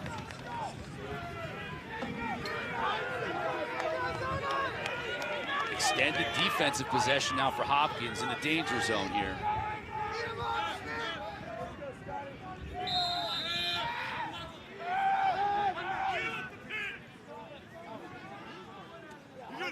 Sunderland, there you see the quickness. Working on the shorty. Tried to force feed it inside. Shuts runs it down.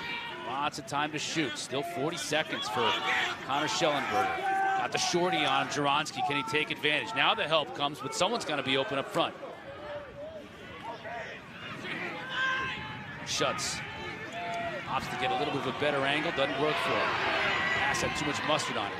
Still lots of time to shoot. No reason to panic for Sunderland. And they don't. And McIntosh just buries it. I mean, Marcial, there's nothing he could do about that shot, and that was just too long of a possession on the defensive end for Hopkins. Long possession. Ball is spinning. And then the patience just to go deeper into this shot clock. And Patrick McIntosh is making a statement here today. And he's telling Lars Tiffany, he's telling Sean Corrin, his offensive coordinator, you have to play me. You have to play me. Like, Peyton Cormier is a lethal goal scorer, but Patrick McIntosh is just showing you incredible hands today, right? Like, look at the hands, and the Virginia bench knows it. Patrick McIntosh is from the state of California. He almost plays like a little bit like a Canadian, doesn't he? Mm-hmm. He's got the hands and just those quick wrists in terms of catching, and in one motion, it's a catch, flick of the wrist, and a finish. Well, he's playing that Cormier role a lot today in front of the cage, and it seems to suit him well. Timeout. Peter Millman wants to talk things over. Just under a minute left to go in this third quarter. Shot clock turned off, as they've done well to take a 5-goal deficit at halftime and reduce it to 4 and make this a game into the fourth quarter at home. There's a look at Patrick McIntosh, the junior from the state of California, Palo Alto, played at the Salisbury School in Connecticut. Take a look at our Inside Lacrosse media poll. Came out yesterday. Virginia and Notre Dame, as impressive as you can imagine. Yep. I feel like, Cornell's win against Ohio State was a good win for them, but Virginia and Notre Dame, I feel like, have separated a little bit. They'll play at the end of the month. Right. South Bend. And then it's Penn State at 8. Penn State is like shot into the top 10 with a cannon. Well, Penn State has some real wins. They've been an Ivy killer. They beat Yale, and then they just beat Penn last week. So they've had some really good out-of-conference wins. For me, though, like, when you look at Virginia, there's been so much on display today. Notre Dame with the Kavanaugh brothers, and I think Brian Tevlin's been a huge piece for them. And Hensman coming off another big game. Two-way guy. But the guy that I absolutely love watching play for Cornell is C.J. Kirst. I watched his highlights last week against Hobart. I mean, just the physical presence that he has and his stick skills and how he sweeps across the the goal line extended and in front of the cage with his left hand, he's almost unguardable. Yeah. Last year you saw him in the Final Four. Real revelation, I think, probably the entire postseason. Yeah, and the confidence that he has. He was a freshman last year. He seems like he's on another level playing at a first-team All-American caliber. And it's good for the Ivy that Cornell is off to such a great start, because it's been a disappointing month for the Ivy when you think about the start of the year. And last year you could argue was the best conference in college lacrosse. And there was a lot of guys back, too. Yeah. A lot of guys back. Sam Hanley, Matt Brandow, C.J. Kurtz. Like, you had all these headliners, but they've taken a big hit in February. Some L's. Like, the Ivy tournament in May is going to be so big. Quint and I were texting back and forth about it, because last year you felt like, oh, you definitely have 4. What's the significance of this tournament? That semifinal could be like win and go to the tournament, lose, and you might not make it. It was sort of that way, though. Remember the last week of the year? I think you and I did Yale and Harvard. Yep. And you thought that was it for Harvard. I think you may have a Harvard and a Brown still battling, maybe to even get into that Ivy League tournament in that final week of the year. Yeah, you had 6 teams last year. There's no way you're going to have 6, because when you go back to the strength of schedule and you go back to the head-to-heads, Newton's made a save. That's huge for his confidence moving into this 4th quarter. So, Connor, to put a bow on it, you're going to have the selection committee dissecting through all the scenarios. And the Ivy's February is going to be a problem because of the out-of-conference loss. Like it was for the ACC last year. Exactly. Came back to bite them in the end. We've got 15 minutes to play here in Baltimore, and Hopkins isn't going anywhere. They've made a game of this. They could still pull this out still. Don't go anywhere, folks. 14-10, the #1 team in the country with the lead.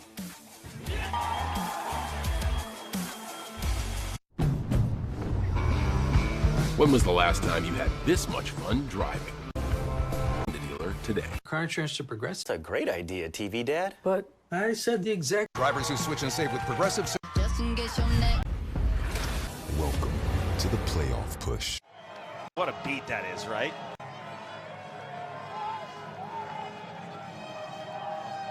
Timmy Trumpet getting the fans here at Homewood fired up for the 4th quarter. What a beat that is, right? This is the type of beat you would walk into a weight room and just get it done. Just eat. Petey and I get into the squat rack. Speaking of Petey, wins another draw. 14-10 is our score. So look, now you alter the sub game too. That's the beauty of having LaSalle stay on. You could either trap a face-off specialist, maybe play 5-on-5, but you always have that sub game type of element. McConvey. Schellenberger tried to feed in front to McIntosh. Stays on the Virginia side. Connor, that shuts on the far side. Extra pass to McConvey, comes upfield. Now he skips it to Connor. Good job defensively to keep his right hand from letting that one rip. Look at this monster. Like, if he showed up at the NFL Combine as a linebacker, would you even like bat an eye the way he looks? Oh, he's 6'3", 225. It's like ideal size. Forget about it. Schellenberger, tic-tac-toe to McIntosh. Is that 5 for McIntosh? 5 goals on the day. Congratulations, young man. What a way to get your first college start after years being a reserve, some scout team early in your college career. It's a beautiful thing. It starts with the big boy, too. Everyone is so panicked. What awareness, too. Once he sees that move, again, Griffin Schutz is putting stuff on tape today that is just out of this world. That time, he draws a double, and within the same time he senses the double, he rolls and gives the ball to the backside, knowing he gives it to the conductor and Connor Schellenberger, and he's going to find that flash of a cut right in front with Patrick McIntosh. So as much as we've seen Collison with those hockey assists, that's all Schutz, and you give it to the guy behind the cage who has the best IQ in college lacrosse, good stuff's going to happen. Look at this. Old school stalemate between Petey and Logan Callahan.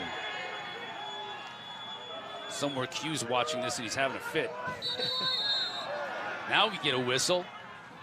We'll get a procedure call against Callahan. So the determination from LaSalle paid off.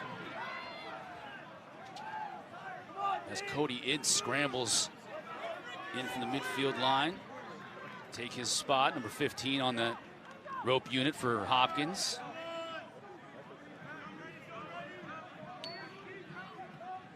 Convey.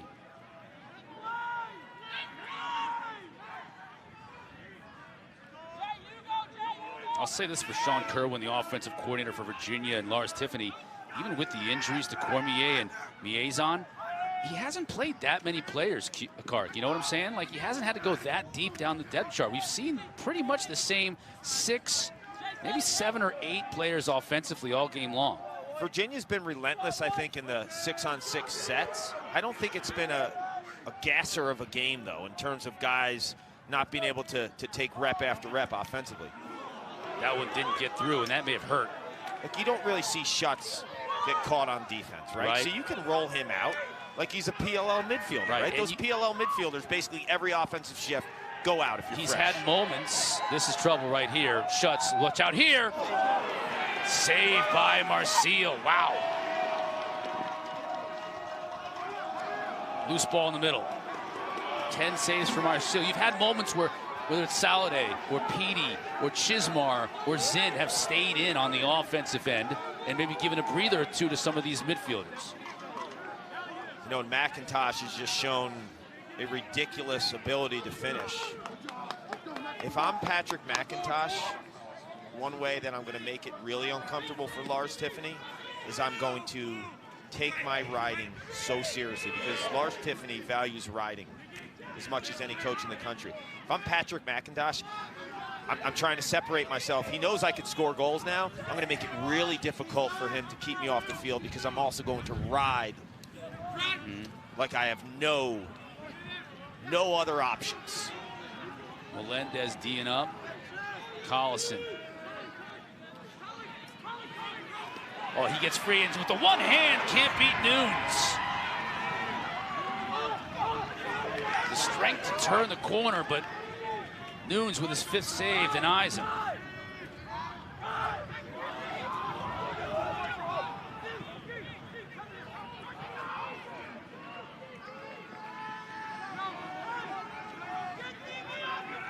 Take another look at Nunes. I'll credit Nunes because it was almost 2 full quarters, right? He went without a save. And then he finds a way late in the 3rd quarter to get one, and then this one, stick on stick. And then on the other end, Virginia. He's got range too. It's McIntosh again, isn't it? Yeah, crazy. McIntosh has 6 goals. Oh. Yep. At least 3 of those 6 are from right in front of the cage, right? Like the typical Virginia inside game, but now he's showing you range. Like 6 of 7 shooting on the day, Carr. 6 of 7. That is a perfectly placed ball off a defender who is coming out at you, and you're using him as a screen. This guy has had one amazing first career start. Raposo scores! They just refuse to go away, Clark. Just when it seems that all hope is lost, somebody steps up in a Blue Jay uniform. This time, it's the D-Mini, Jackson Raposo. Lars Tiffany's not thrilled about this, but Raposo cashes in right off the face-off. Face-off one, outstanding recognition to keep the ball moving forward. But this is something that Lars is upset, because we've seen this 3 times now out of the Virginia defense not contesting a fast break shooter who's in perfect range to make it happen, right? Like, they're sloughed in way too high. Lars Tiffany certainly wants his defense going out and contesting that unsettled situation, stopping the ball. 7 seconds in between goals, so Hopkins gets that one back quickly. This team has fight. Yeah. I mean, Virginia's been blowing the doors off people, and Hopkins has stayed in this game. And this is, to your point in the first half, after a tough game over the weekend against St. Joe's. I mean, that was a battle. And Virginia's fresh. They played their seconds a bunch against Richmond. McConvey can't get the shot off. Had the defender draped all over him, Carson Brown. Yeah, this Hopkins team improved from a year ago on ground balls, improved on assisted goals. Those are two stats to me, like, okay, you're buying into the team aspect, right? Ground balls is a heart thing, it's an effort thing. Assisted goals shows that it's not about one guy, right? Like the ball is being spread. That's what Millman likes to see. Now Cramp from X, delayed call against Virginia here. Can Hopkins get an opportunity before the whistle blows to try and beat Nunes?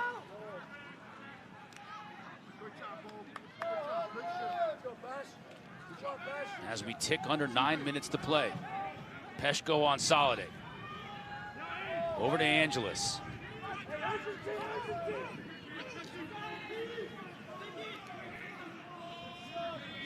This is going to make the possession that much longer for Virginia on defense as well after the whistle blows and we get the call. Degnan doesn't have a lane to shoot.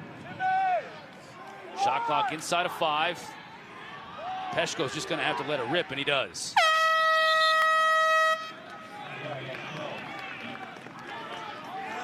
Once again, Hopkins will go extra man.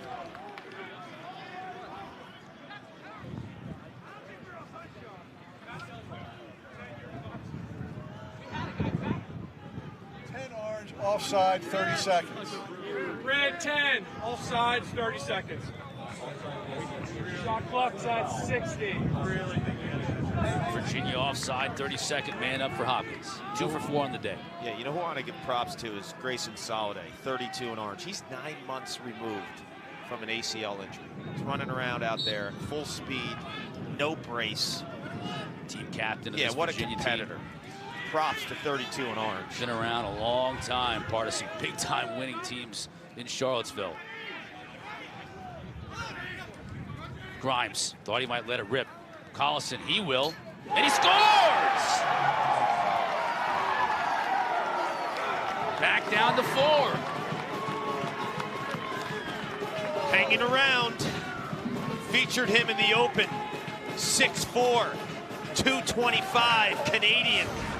Loves contact, loves shooting through defenders in the one-on-one game, this time on the extra man. Showing you an absolute whistler here. Gets his hands free, sets his feet, and just hammers this, man. When you're that big, you're that strong, and you get your feet set. Turn and rake. Petey, he can shoot it, stays with it. Oh boy, can't quite get it there, but Xander is there to back him up. This team won't go away. Back to Petey. Not a McIntosh. Hopkins is able to recover, and Petey will sub off. They'll bring Connors on. This Hopkins extra man is much improved. You mentioned their early struggles. First couple games, yeah, they're moving the ball. Teams are worried about Degnan and leaving guys like Collison open. Convey, just wide. Schellenberger backs it up. Midway point of this 4th quarter. Schellenberger's got the shorty on him now.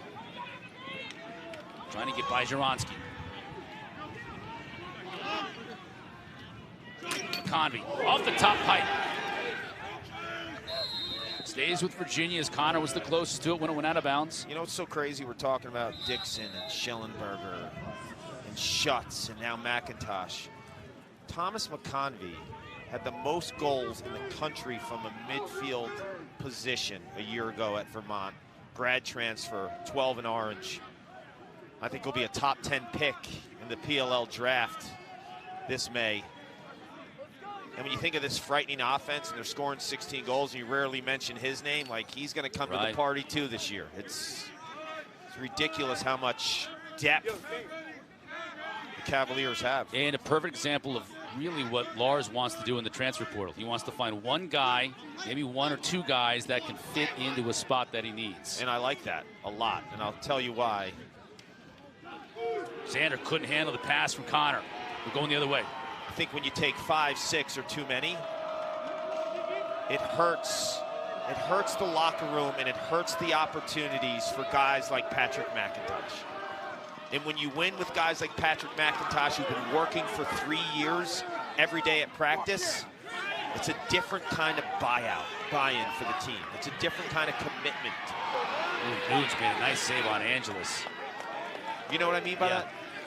And also because we mentioned it earlier, how many games these players have all played together. There's chemistry off the field, and then there's definitely chemistry on the field between them. I mean, Matt Moore is the only player they lost from last year's team, the only guy.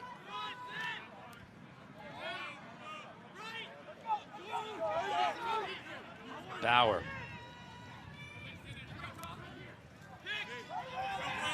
Melendez now back to Bauer. Connor, that two-way midi on him. Collison working on Zinn.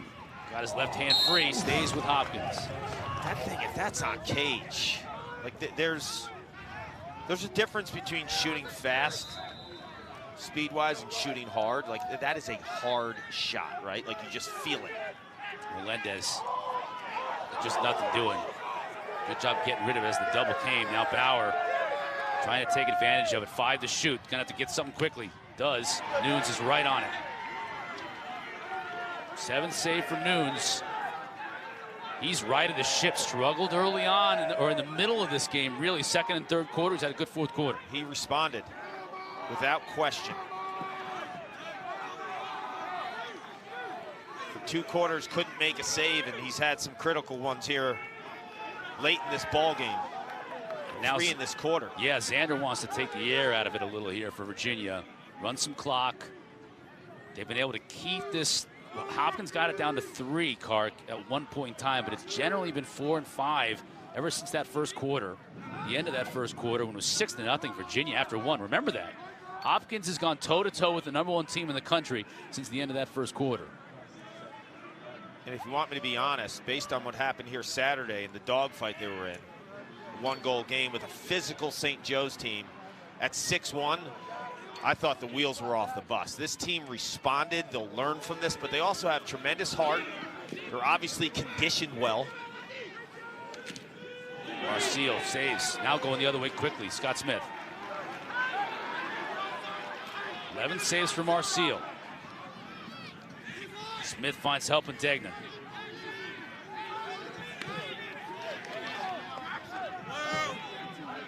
Quentin Matsui did a nice job that time on Degnan. Wouldn't let him get his left hands free.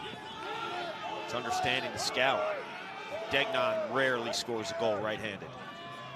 Know the personnel, know the scout. Get ahead of the cover. Final 3 minutes left to go in this game. Down 4. Chauvet shut off. That could be an opportunity. Well, Nunes makes the save. Fresh shot clock, though. This is a must score here, isn't it, Kark? When you think about the defense now, they've been on the field for a while. They've been on this half. Blue Jays got to take advantage here. Yeah, and I don't know why Collison's not on the field. He's the one who's initiated some offense. He's the big presence. Shot wide. They're going to lose it here because Soliday wins the race to the ball on the end line. That's a big missed opportunity for Hopkins. At 2.5, you got to think the Wahoos are going to want to run this 80-second shot clock all the way down here. And you can see it. Lars staff putting both hands up. And the story coming into today, we broke right at the top of the show. Peyton Cormier out with a lower body injury. He's the leading goal scorer. How are they going to respond? His replacement, 6 goals. Yep. There's some depth on this team. Schutz stepping up. Patrick McIntosh gets his first start of his career, the junior. Yeah. In the state of California. 6 goals on what, 7 shots? Yeah, he's been brilliant. Schutz has been brilliant. Xander Dixon also having a big game. Virginia stepping up. They lead by 4. Meet a future mom, a first-time mom, and a seasoned pro. This mom's one step closer to their new minivan. Yeah, you'll get used to it. This mom's depositing money with tools on hand. Cha-ching. And this mom, well, she's setting an appointment here so her son can get set up there. Whew, it hurt like hell, but tasted so. And the open. In March, we move up this.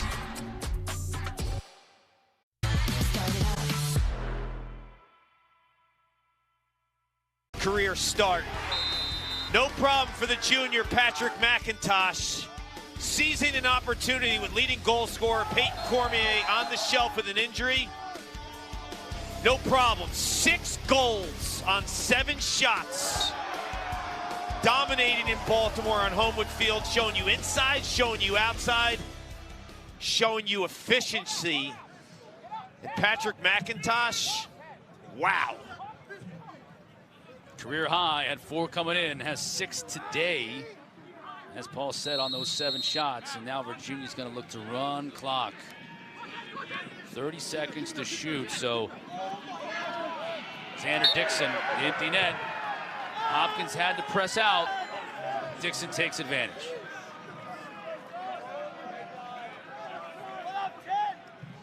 Desperation mode by the Blue Jays. Have no other choice but to double and to sell out.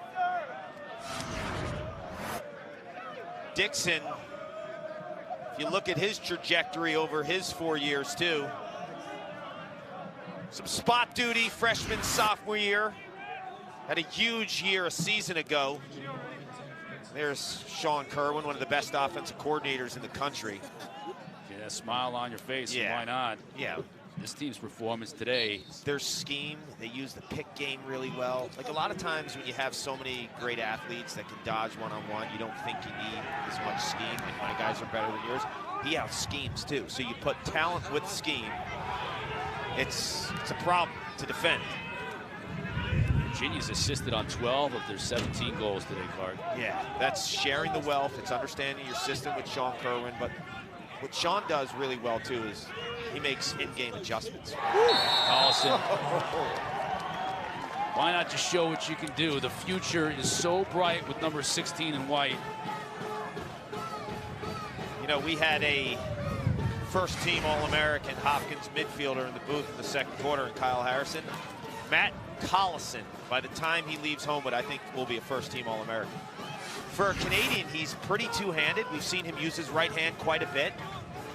You know about his size, but to get underneath, and you look at the quick release too, so he gets underneath and he uses his body, and you're not going to throw a guy who's 6'4", 220 off his line once he goes underneath. But without even like having to go upfield more and fight through that contact, it's just the hands and the quickness. He's an ice hockey player in Canada, obviously played a ton of box lacrosse, but there's a lot of American field tendencies to him when I watch him play. The way he cradles, the way he uses his right hand. Final minute here from Homewood. If I'm a Hopkins fan, I'm really happy with the way that this team has responded. And this is a team that has fight. It's a team also that has some top 20 wins, as Xander Dixon puts the exclamation point on it. I look at Hopkins' schedule. They've got some good top 20 wins. Yeah. They beat Jacksonville. Right. Beat St. Joe's. Those are top 20 wins. Georgetown. Beat Georgetown's Georgetown. going to be a top 20 team by the end of the year. Georgetown's going to figure it out, right? They're going to start winning. The game Saturday in the Dome against Syracuse is a monster game as Xander Dixon just blows by and shows some speed. We talked about the Ivy Cotter winning these early season non-conference games or losing them. Right. And in their case, they've lost a bunch of big ones. Hopkins, Syracuse, to me, is going to be a game that you look back. If both of these teams win the games they should, and if they're, I don't know, potential bubble teams. Yep. It's a monster game in the Dome as they retire Mikey Powell's jersey. Oh, it's going to be a big day. It'll be a big day. But I think it's for these teams in Syracuse who've lost 3 in a row. You know, you gotta got to feel like it's now or never for the Orange. Right? Nunes. Hey, Nunes, he's going to take this fourth quarter with a lot of confidence back heading into their next game. They've got Towson Saturday, 4 o'clock on the ACC network. But Nunes had a very nice fourth quarter after a rough patch through the middle of the game. And Virginia took a 6-0 lead early on here at Homewood. Hopkins kept coming back, blow for blow, ever since then. But in the end, the #1 team in the country, Clark, just too much. They've got a little bit of everything. You know, you mentioned how they spread the ball and all the assisted goals. You see the dodging presence of Griffin Schutz. You see the inside finishing ability of Patrick McIntosh. Peter Garno from the outside. And then you have Connor Schellenberger running this entire offense. To me, Cotter, this is as scary as it gets in terms of offensive production. Schellenberger had 3 assists, no goals on the day. Schellenberger only has 7 goals on the year. I mean, he has been just assisting all of his teammates, the true point guard, making all of them better, and today was the perfect example. He might have not lit up the scoreboard. He's the one guy that I think makes it all happen. You can't replace. Tip of the cap to our crew here in Baltimore today. Extremely windy, cold conditions. They brought us all the pictures. Great job, everybody. For Paul Carcaterra and our entire crew, I'm Chris Cotter. Thanks for watching, everyone. Virginia with the big W.